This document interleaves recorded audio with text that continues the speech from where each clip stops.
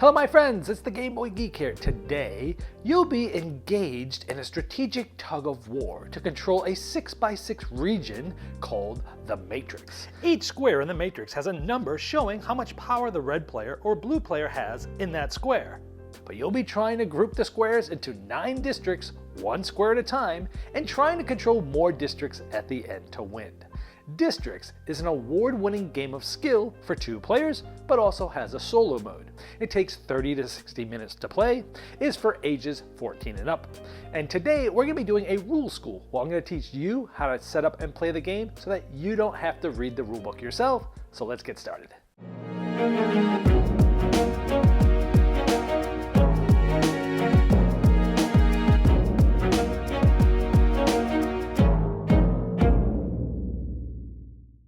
Distrix is a tug of war between 2 players, red and blue, where you start with a 6x6 matrix that's empty, and by the end of the game, it's going to be filled up with different colored districts. Districts are going to be started and then expanded on throughout the game. In this case, blue has a score of 5 for the green district, but red also has a score of 5 adding those together. But now, red is winning the green district by 8. And you're not only just trying to win one district, you're trying to win the majority of districts at the end of the game. In addition to starting and expanding districts, you'll also be able to rebalance districts to the ones that are adjacent to it. There's a basic game that allows you to jump in right away, but there's also an advanced game with more actions and more strategic depth. There's also a symmetric game that removes any biases with the randomized setup, and there's also a way to play the game solo as well. So let's see if you have what it takes to control more districts than your opponent. Now I'm going to teach you how to set up and play the basic game and the advanced game. But the setup and the overall concepts are the same with both, so I'm going to go over those first, and then I'll jump into the basic game, and then after that I'll show you the advanced game. So for either version, to set up, you're going to take the 36 district tiles that are face down like this, you're going to shuffle them up, then flip them face up one at a time and place them left to right, top to bottom, until you have a 6x6 grid. Next, you're going to place out the scoreboard. Now there's going to be one player sitting on this side of the table and one player sitting on this side of the table. Decide which player is going to be red, which is these red numbers, and blue, which are these blue numbers. So in this case, if we were sitting on this side of the table, we would be blue and they would be red. You're going to take these scoring cubes and you're going to place them on the 0 spots of all of the districts with the corresponding colors like brown, gray, pink, purple, and so on and so forth. Make sure that these cubes have the blank side facing up. Now for the rest of the game, I'm actually going to turn this board sideways so it's a little bit easier for you to read and learn the game. Now next to the 6x6 grid of squares that you built, which is called the Matrix, you're going to place the 9 home base tokens, that's what the H's are for, and then all of the expansion tokens of all the colors into a supply. The object of the game is to control more districts than the other player. Each of the districts are shown by these different colors, and at the beginning, they are all at 0, meaning they're equal. However, if this brown district was favoring the red player, in this case by 2, this cube would be here, and showing that it's in red's favor. So red is controlling one of the districts. If at the end of the game it looked like this, the red player is controlling 1, 2, 3, 4, 5 districts, and the blue player is controlling 1, 2, 3 districts, so the red player would win because they're controlling more districts, 5 of them, than the blue player, 3 of them. So let's teach you the main concept of controlling districts. Now here's that 6x6 grid known as the Matrix, and at the beginning there is nothing on there, so nobody controls anything. Now I'm going to show you how these districts get created and how they get expanded in just a moment. But for a main concept, this is a gray district. It started with a home base token and then it ended up expanding into these 2 other squares here. Now we see that this is a blue 2 and a blue 4. That means for this gray district, blue is at a value of 6 because I've added those up. Well, it's also a value of 7 red. So we have 6 blue, 7 red. That means it's favoring the red player by 1. So that means this gray district is favoring the red player by 1, as I just mentioned. And so we place that cube like this. So now we know the red player is essentially winning 1 district to none because they have 1 on their side and everything else is even. Now, at the beginning of the game, blue is going to go first, and then each player is going to take a turn back and forth. Now there's 3 phases to the game: the opening, middle game, and end game.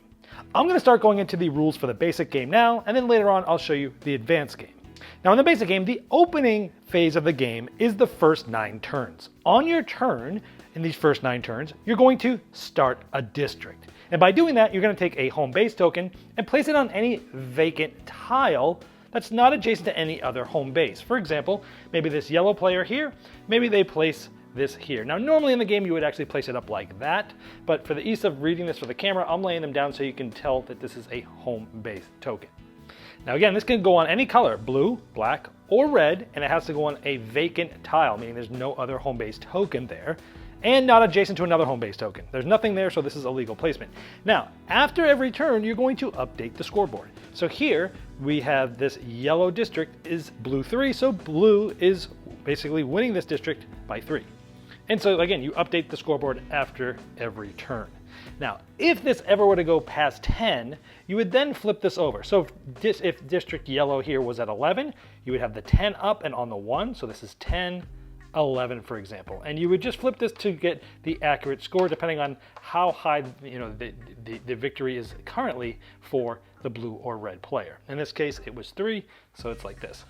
So then it's going to be the next player's turn. Red. Again, we're still in the opening phase for the first 9 turns of the game. This essentially gets all of the home base tokens out first. And so let's say this player goes here. Now remember, it has to be a vacant tile and it cannot be next to another home base. So they could not place it here because it's adjacent. It's adjacent.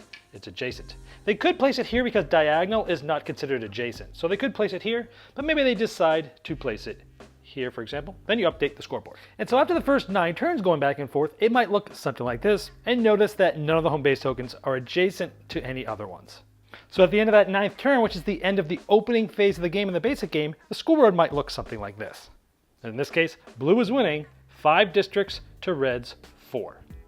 So after that 9th turn, you're now in the middle game, starting with turn 10. And you know you're in this when all the home bases are out.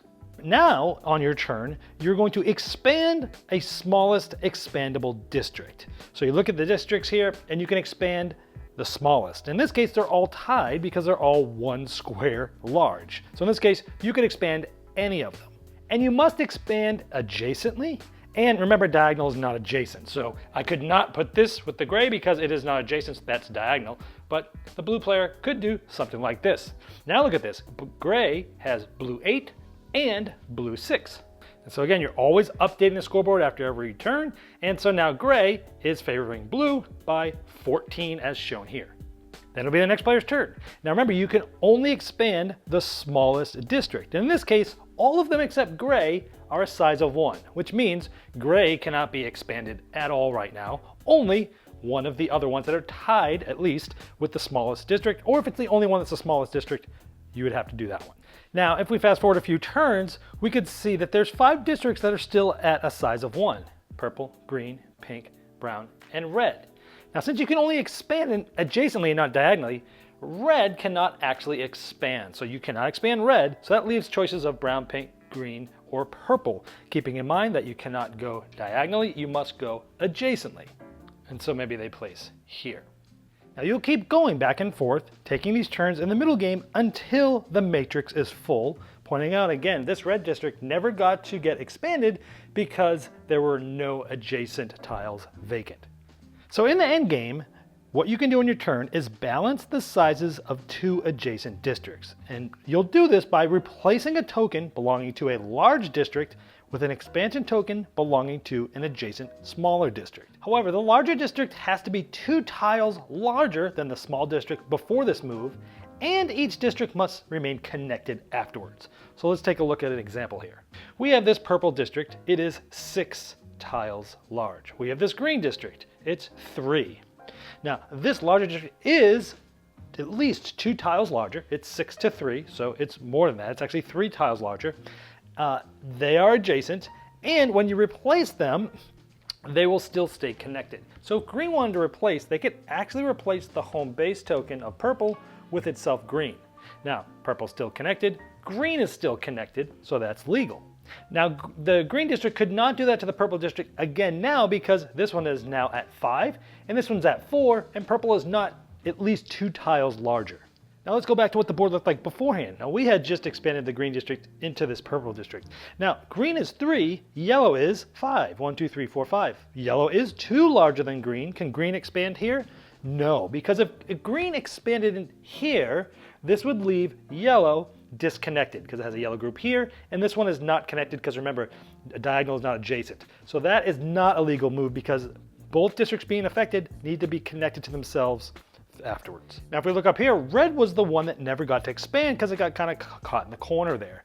But it can expand here because again, this is 1, orange is 4, gray is 5.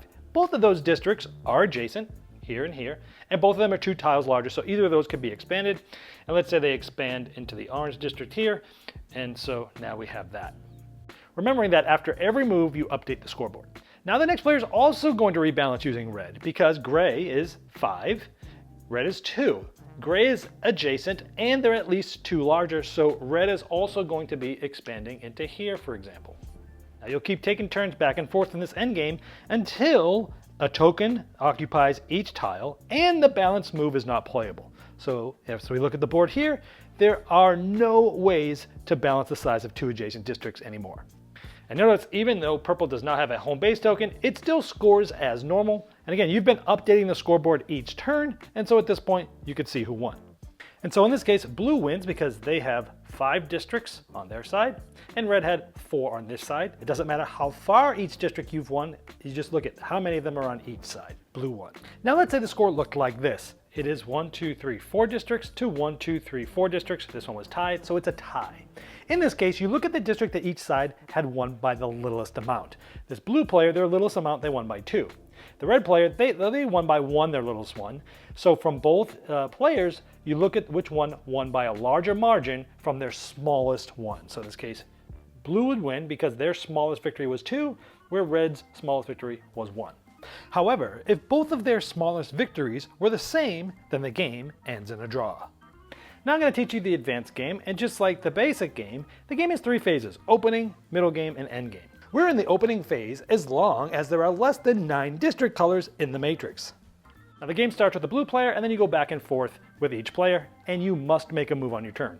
One of the options during the opening of the game is to start a district. And to do so, you're going to take a home base token that is not on the board already, and you're going to place it onto a vacant tile like this. Now normally you'll be placing them up like this, but for the ease of reading it with the camera, I'm going to place it down so it's easier to see that's a home base token.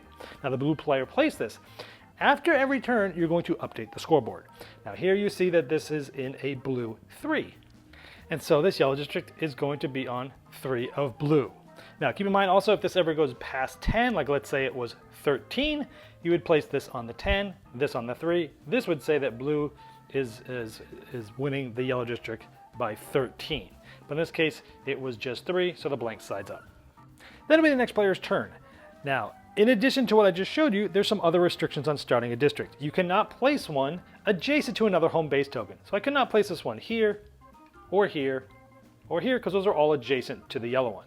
You could place it here because diagonal is not considered adjacent. Now the last restriction is it must be placed in an open space that's at least 4 or more tiles. So a green one, well, it couldn't go here because it's adjacent. It couldn't go here because it's adjacent. It doesn't break adjacency rules here, but here it's in an open space of 3 tiles because there's only 3 open tiles here. That's an open space. You could not place it here because it's in an open space of 3 tiles. It has to be in at least an open space of 4 more tiles. So those are the restrictions. You can't be adjacent, and you must be in an open space of 4 more tiles. Now, if for some reason neither of those requirements can be met, you can place a token, but it has to be placed in the largest open space left in play. Now remember, always to update the scoreboard after each turn, and remember you're taking 1 action, it's going to the next player's turn. Now another option that you have, instead of starting a district in the opening phase of the game, is to expand a district to a size of 2, 3, or 4 tiles. So you can expand a district up to 4 tiles large, but you're still only increasing it by 1 on your turn. For example, this one might expand like this. In a later turn, it could expand to 3 tiles, and in a later turn, it could expand to a 4th tile. Now when expanding, it's possible that you might capture a tile. A vacant tile is captured if it is surrounded by a single district. Now generally speaking, capturing is not a legal move, but it is allowed if the district occupies exactly 2 tiles before the move is made. So this pink district has 2 tiles. Let's say the player expands this district to here. What this means is that this tile here is vacant and it is surrounded by that district, so it will get captured just like this. And in this case, 2 tokens are placed on these 2 tiles at the same time. And so capturing can only happen by a corner tile like we just showed you, and only if the district has 2 tiles before the move's made, as we just showed. And so just to be clear about the capturing, if you were to expand this district here, this is an illegal play because you would then need to capture this and it's going to be larger than 4 tiles. So that's not a legal play. You cannot expand into there. Now we're still in the opening phase because less than 9 district colors are in the matrix. For example, the blue district is not there. In this position, it's possible to expand the brown or green district or start the blue district. No other district may be expanded because they already have 4 tiles or are not next to a vacant tile. Now, if this blue district gets started, then that's going to end the opening phase and start the middle game phase. The middle game phase starts when the 9th district color appears in the matrix. In the middle game, you can still expand districts up to a size of 4 tiles as in the opening. The final phase of the game, the end game, is reached when there are no more ways to expand a district up to a size of 4 tiles. Here we have an end game position. Why? Because all 9 district colors are in the matrix and all of the districts with room to grow, brown, blue, yellow, orange, and gray, all of them occupy 4 or more tiles.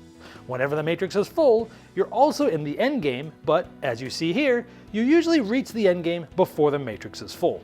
Now, one of the things you can do here for an action is to now expand a district to a size of 5 or more tiles. Now, when doing this, only the smallest expandable district may be expanded as someone occupying the fewest amount of tiles, and no tiles may be captured. So for example, all of the ones that can grow are 4 right now. I could not go here because that would cause a capture and that's not legal.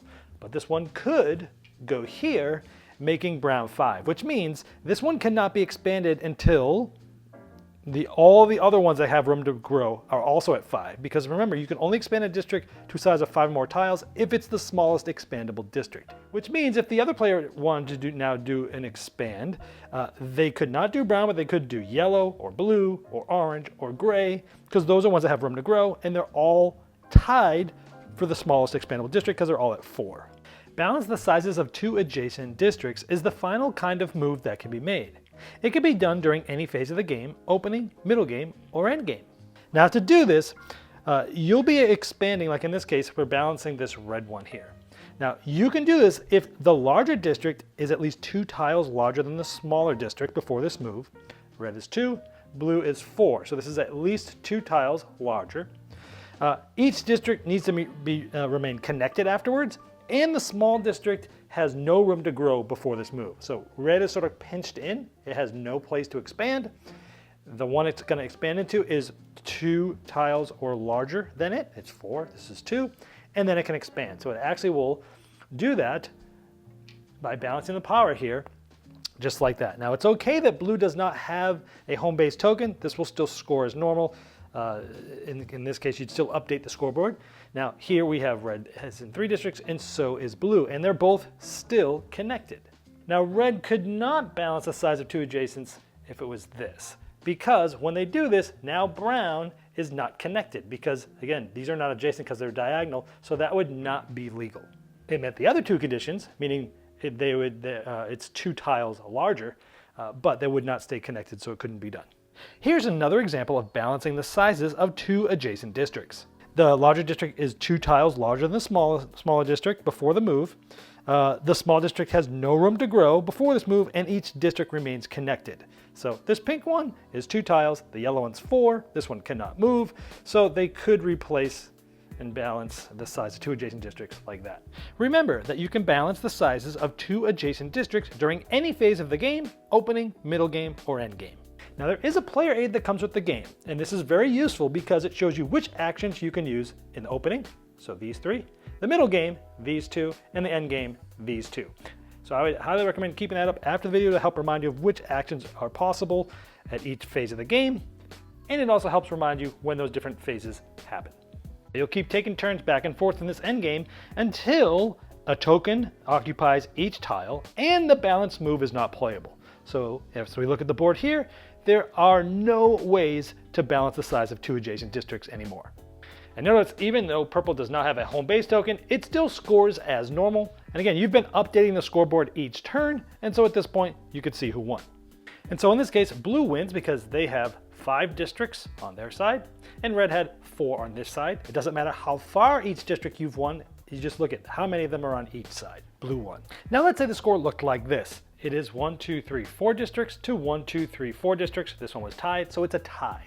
In this case, you look at the district that each side had won by the littlest amount. This blue player, their littlest amount, they won by 2. The red player, they won by 1, their littlest one. So from both players, you look at which one won by a larger margin from their smallest one. So in this case, blue would win because their smallest victory was 2, where red's smallest victory was 1. However, if both of their smallest victories were the same, then the game ends in a draw. There's also a symmetric version of the game that removes any kind of bias from the matrix and gives both players equal opportunity to win the game. And if you want to see this version of the game, you can look at page 11 on the rulebook. And on the last page, page 12, if you'd like to play the solo version of the game, you can discover it there. Well, I hope this helped you dive right into Distrix faster than you normally would if you had to read the rulebook yourself. Now, if you have more questions about the rules, there's a link in the description of this video, and that's the best place to ask them because I'll be notified, but so will the designer and publisher.